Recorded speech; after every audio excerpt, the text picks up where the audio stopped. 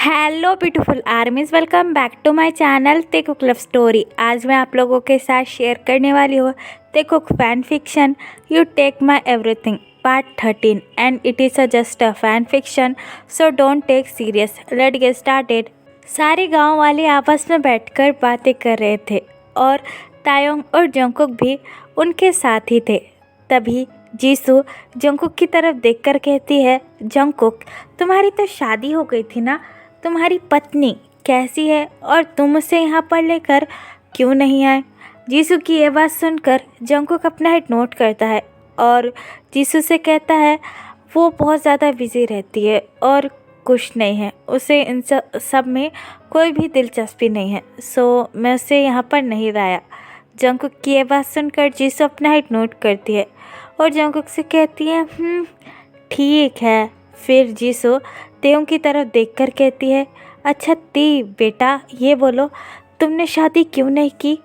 जीसू की ये बात सुनकर तायोंग अपने कोल्ड टोन में कहता है क्योंकि मुझे ये सब पसंद नहीं है और ना ही मैं कभी करना चाहूँगा। तायोंग की ये बात सुनकर जीसू तायोंग की तरफ देखकर कहती है, ऐसा क्यों कह रही हो। हाँ, ज़िंदगी में प्यार तो हर किसी को चाहिए, सो तुम क्यों नहीं। और इतनी ज़्यादा ब्यूटीफुल जो हो, तुम्हारे लिए तो कोई भी लड़का पागल हो जाएगा। जीसू की ये बात सुनकर तायोंग जीसू की तरफ देखकर कहती है, हर किसी की ज़िंदगी खूबसूरत नहीं होती आंटी, कोई कोई उसे बस से बदतर बना देता है। तायोंग की ये बात सुनकर जंगकुक अपनी नज़रें नीचे कर लेता है। तभी सुबिन तायोंग के पास आता है और तायोंग से कहता है, अगर आपको कोई प्रॉब्लम ना हो तो मैं आपसे शादी करना चाहूँगा। मैं आपको बहुत ज़्यादा खुश रखूँगा और आपको रोज़ गांव भी घुमाने लेकर जाऊँगा। सुबिन की ये बात सुनकर तायोंग सुबिन की तरफ देखकर कहती है, मैं किसी से शादी नहीं करना चाहूँगी, मुझे अपनी लाइफ अकेली ही पसंद है। मुझे अब इन चीज़ों में कोई भी दिलचस्पी नहीं है, मैं बस अपनी मॉम के लिए ज़िंदा हूँ। अगर उन्हें कल को कुछ हो जाएगा तो मुझे भी हो जाएगा, मुझे जीने की भी कोई उम्मीद नहीं बची है। तायोंग की ये बात सुनकर जंगकुक अपने रेड आइज़ के साथ तायोंग की तरफ देखने लगता है। जीसू तायोंग की तरफ देखकर कहती है, तुम ऐसा क्यों कह रही हो, तुम्हें मेरी उम्र भी लग जाए। जीसू की ये बात सुनकर तायोंग जीसू की तरफ देखकर कहती है, मुझे किसी की उम्र नहीं चाहिए और मैं काफ़ी ज़्यादा टायर्ड फील कर रही हूँ, तो मुझे रूम में जाकर आराम करना चाहिए, आप लोग इन्जॉय कीजिए। ये कहकर तायोंग वहाँ से चला जाता है। तायोंग के जाने के बाद जंगकुक अपनी नज़रें नीचे कर लेता है और सबकी तरफ देखकर कहता है, मुझे भी अब कुछ काम है, मुझे भी जाना चाहिए। ये कहकर जंगकुक भी वहाँ से चला जाता है। उन दोनों के जाने के बाद सारे लोग बहुत ज़्यादा परेशान हो जाते हैं और कहते हैं, अब हम क्या करें, मालकिन ने तो हमें इन दोनों को एक करने का काम दिया था, लेकिन ये दोनों तो एक दूसरे से ठीक से बात भी नहीं करते हैं और ना ही एक दूसरे की तरफ देखते हैं, तो हम करें क्या। तभी जीसू उन लोगों की तरफ देखकर कहती है, कुछ ना कुछ तो हम कर लेंगे, जो हमें काम मिला है उसे तो हम करके रहेंगे। ये कहकर सारे गांव वाले आपस में बात करने लगते हैं। नेक्स्ट मॉर्निंग जे होप अपने बेडरूम में बैठकर कुछ काम कर रहा था। तभी वहाँ पर तायोंग की मॉम आ जाती है। तायोंग की मॉम यानी कि मिसेस किम जेहोप की तरफ देखकर कहती है, जेहोप ये 2 दिन से आखिरकार ते चला क्या गया, उसने मुझे कुछ बताया भी नहीं, कहाँ किसी मीटिंग के लिए जा रहा है और अभी तक वापस नहीं आया और तुम्हें भी अपने साथ लेकर नहीं गया। जब भी कोई मीटिंग होती है तो तुम दोनों साथ में ही जाते हो ना, तो अब वो कहाँ है। मिसेस किम की ये बात सुनकर जेहोप अपना हेड नोट करता है और उनसे कहता है, वो शायद किसी गांव में गया है कोई फैक्ट्री डालने के लिए। जेहोप की ये बात सुनकर मिसेस किम बहुत ज़्यादा कंफ्यूज हो जाती है और जेहोप से कहती है, क्या तायोंग किसी गांव गया है, वो भी मुझे बिना बताए। मिसेस किम की ये बात सुनकर जेहोप अपना हेड नोट करता है और मिसेस किम से कहता है, हाँ क्या हो गया। जेहोप की ये बात सुनकर मिसेस किम जेहोप की तरफ देखकर कहती है, देखो जेहोप तुम्हें पता नहीं है कि क्या क्या हो सकता है, मुझे तो पहले ही यहाँ पर आना पसंद नहीं था, लेकिन तुम दोनों की डील की वजह से मैं यहाँ पर आई हूँ, वरना मैं मेरे तायों को कभी भी यहाँ पर आने नहीं दे सकती। जो भी उसके साथ हुआ मिसेस किम की ये बात सुनकर जेहोप अपना हेड नोट करता है और मिसेस किम से कहता है आई कैन अंडरस्टैंड, लेकिन तायोंग ने भी इस चीज़ के लिए मना नहीं किया था। मैंने उसे ऑलरेडी पूछा था, but he don't say anything. और आप चिंता मत कीजिए, तायोंग कुछ दिनों में आ जाएगा। वैसे भी वो मिस्टर जॉन के साथ गया है। जेहोप की ये बात सुनकर मिसेस किम बहुत ज़्यादा शॉक हो जाती है और जेहोप से कहती है क्या? जॉन? John Jungkook? मिसेस किम की ये बात सुनकर जेहोप अपना हेड नोट करता है और उनसे कहता है हाँ, जॉन जंगकुक, लेकिन आपको उनके बारे में कैसे पता? मिसेस किम जंगकुक का नाम सुनकर बहुत ज़्यादा गुस्सा हो जाती है और जेहोप से कहती है क्या तायोंग उस जंगकुक के साथ क्यों गया है? मुझे बोलो। मिसेस किम की ये बात सुनकर जेहोप बहुत ज़्यादा कंफ्यूज हो जाता है और उनसे कहता है क्यों, क्या हुआ? वो हमारे बिजनेस पार्टनर हैं, उन्हीं से डील करने के लिए तो हम यहाँ पर आए हैं।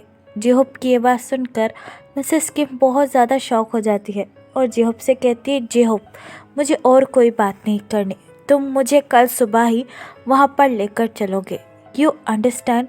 मिसेस किम की ये बात सुनकर जेहोप बहुत ज़्यादा कंफ्यूज हो जाता है और उनसे कहता है आंटी कुछ दिनों में तायोंग वापस आ जाएगा और वैसे भी आपकी तबीयत ठीक नहीं है तो मुझे नहीं लगता कि आपको वहाँ पर जाना चाहिए। जेहोप की ये बात सुनकर मिसेस किम जेहोप की तरफ देखकर कहती है देखो जेहोप बेटा, मैं तुमसे रिक्वेस्ट करती हूँ कल की कल मुझे वहाँ पर लेकर चलो जहाँ पर तायोंग गया है। मैं और कुछ सुनना नहीं चाहती हूँ।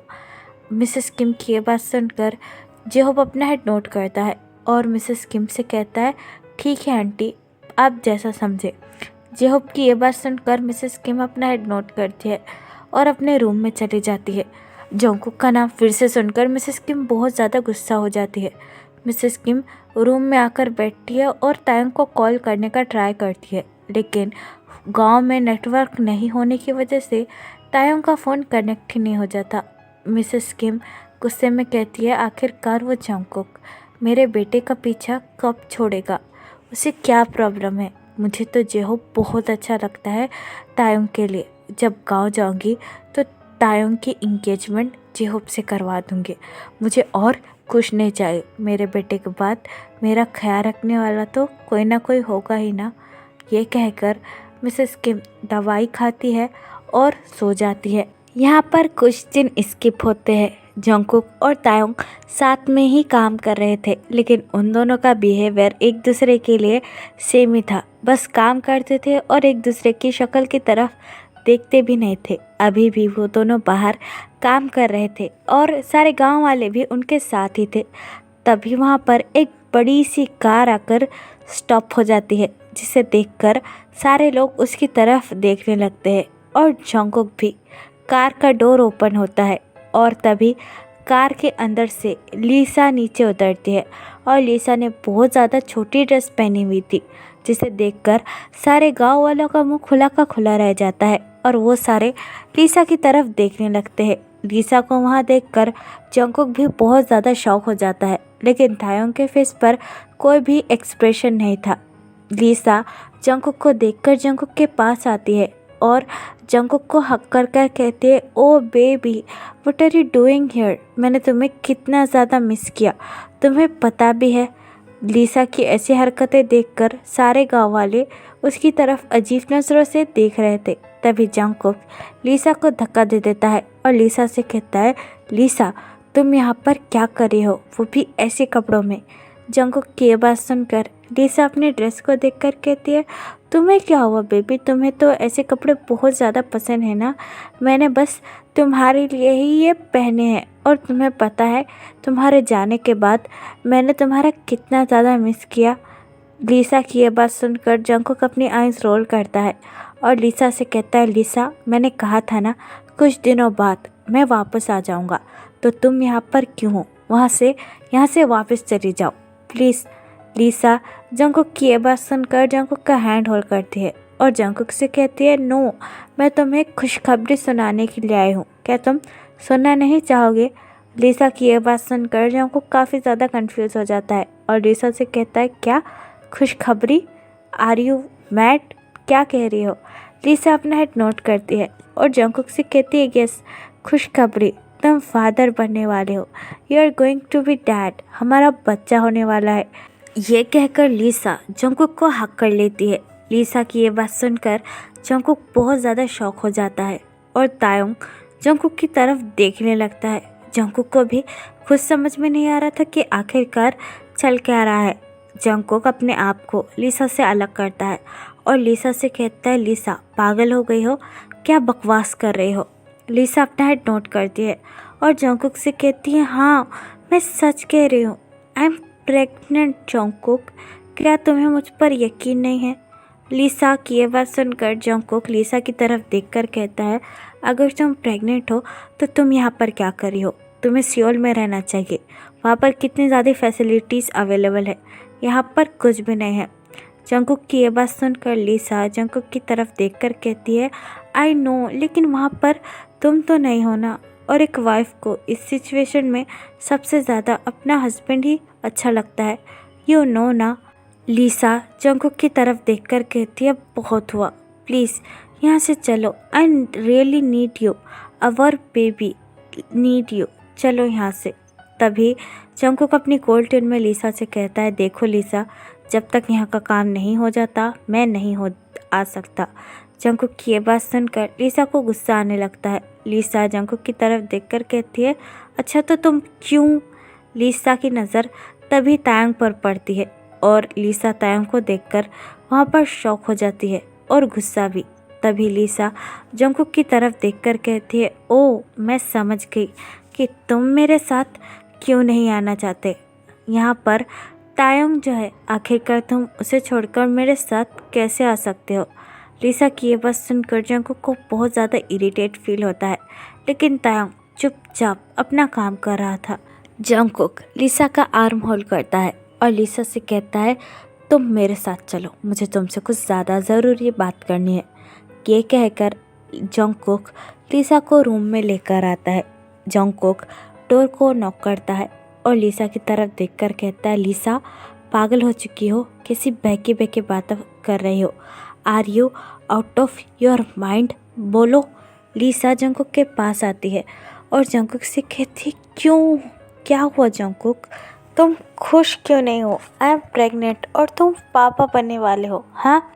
लीसा की ये बात सुनकर जंगकुक लीसा की तरफ देखकर कहता है, लीसा मजाक मत करो, I know and you also know कि 2 साल से मैंने तुम्हें छुआ तक नहीं है, तो ये बच्चा, तुम क्या पागल हो चुकी हो? जंगकुक की ये बात सुनकर लीसा जंगकुक की तरफ देखकर कहती है, तुम्हें तो कुछ याद ही नहीं रहता, हाँ? जैसे तुमने तायोंग के बच्चे को मारा था, तुम वैसे ही ये झूठा इल्ज़ाम लगाकर मुझे और मेरे बच्चे को भी मारना चाहती हो, हाँ? लीसा की ये बात सुनकर जंगकुक को बहुत ज़्यादा गुस्सा आता है। जंगकुक गुस्से में चिल्लाकर कहता है, लीसा अपनी ये बकवास बंद करो, तुम क्या कह रही हो? लीसा जंगकुक की तरफ देखकर कहती है, हाँ मैं सच कह रही हूँ, जैसे तुमने तायोंग के बच्चे को मारा था उसी तरह तुम मेरे बच्चे को मारना चाहते हो ना, बोलो। लीसा की ये बात सुनकर जंगकुक चिल्लाकर लीसा से कहता है, लीसा अपना मुंह बंद रखो। लेकिन लीसा जंगकुक की तरफ देखकर कहती है, तुम चाहे कुछ भी कहो, ये तुम्हारा बेबी है और मैं इसकी होने वाली माँ हूँ, यू अंडरस्टैंड, और तुम मेरे साथ चलोगे। ये कहकर लीसा बेड पर जाकर बैठ जाती है। जंगकुक लीसा की तरफ देखकर कहता है, कुछ भी करो, जब तक यहाँ का सारा काम हो नहीं जाता मैं नहीं आने वाला। ये कहकर जंगकुक रूम के बाहर आ जाता है और तायोंग की तरफ देखने लगता है। तायोंग चुपचाप बस काम कर रहा था। जंगकुक भी अपना काम करने लगता है। एट नाइट जब जंगकुक सारा काम ख़त्म कर रूम में आता है, वहाँ पर लीसा जंगकुक का वेट कर रही थी और जंगकुक को सेड्यूस करने की कोशिश कर रही थी। लीसा ने बहुत ज़्यादा छोटी और एक ब्लैक कलर की ड्रेस पहनी हुई थी। लीसा जंगकुक के पास आती है और अपना एक हाथ जंगकुक के शोल्डर पर रखकर कहती है, ओ डैडी तुम कहाँ थे, मैंने तुम्हें कितना ज़्यादा मिस किया। लेकिन जंगकुक को इन सब चीज़ों से कोई फ़र्क नहीं पड़ता है। जंगकुक अपना कोट रिमूव करता है और लीसा से कहता है, लीसा जाकर चुपचाप सो जाओ। लेकिन लीसा जंगकुक को हक कर लेती है और जंगकुक से कहती है ऐसा क्यों कह रहे हो, तुम्हें पता है मैंने तुम्हें कितना ज़्यादा मिस किया। लेकिन जंगकुक लिसा को अपने आप से अलग करता है और लिसा से कहता है तुम चाहे कुछ भी कर लो लेकिन मुझ पर कोई असर नहीं होने वाला, तो चुपचाप अपना ज़्यादा टाइम वेस्ट मत करो और जाकर सो जाओ, यू अंडरस्टैंड। जंगकुक की ये बात सुनकर लिसा को बहुत ज़्यादा गुस्सा आता है। लिसा जंगकुक से दूर हट जाती है और जंगकुक से कहती है तुम्हारा कुछ नहीं हो सकता। ये कहकर लिसा बेड पर जाकर चुपचाप सो जाती है। लिसा के सोने के बाद जंगकुक अपने कपड़ों को चेंज करता है और जाकर एक कुर्सी और टेबल पर बैठ जाता है और अपना काम करने लगता है। एट मिडनाइट जंगकुक स्टिल अपना काम कर रहा था और लिसा गहरी नींद में सोई हुई थी।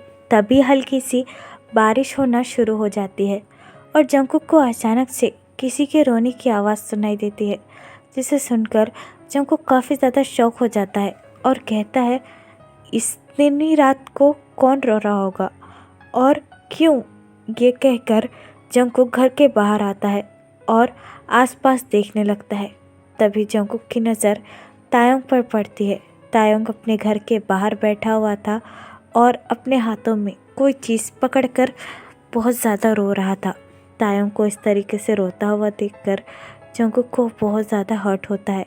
तायोंग रोते हुए उस फोटो की तरफ देखकर कहता है तुम मुझे छोड़कर क्यों चले गए, तुम्हें पता है तुम्हारी मम्मा तुम्हारे बिना कितनी ज़्यादा अकेली है, मुझे तुम वापस चाहिए, प्लीज़ मेरे पास फिर से आ जाओ, मैं तुम्हारे बिना नहीं रह सकती।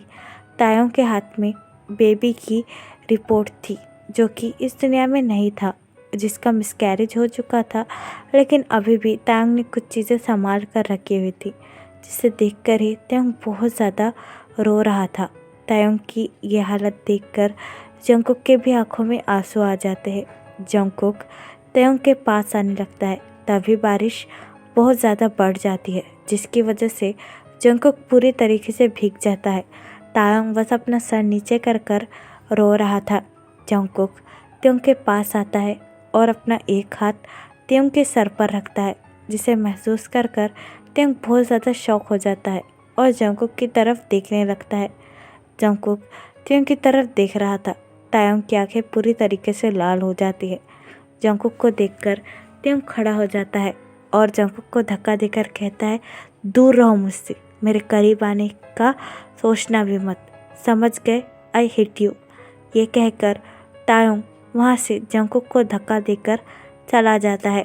तभी तायोंग के हाथ में से बेबी के एक्सरे रिपोर्ट और कुछ चीज़ें वहीं पर गिर जाती है, जिसे जंगकुक देखता है।